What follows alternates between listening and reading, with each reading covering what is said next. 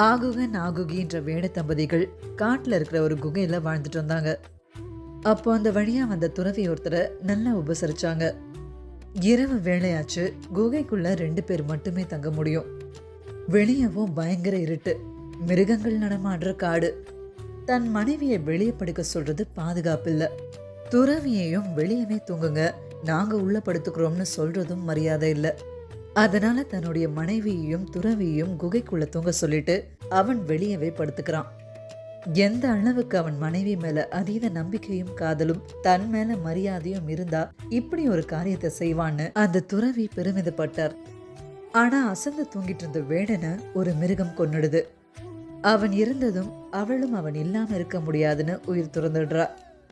சுயநலம் இல்லாத இந்த வேட தம்பதி தான் மறுபிறவியில நலத்தமைந்தியா பிறக்கிறாங்க.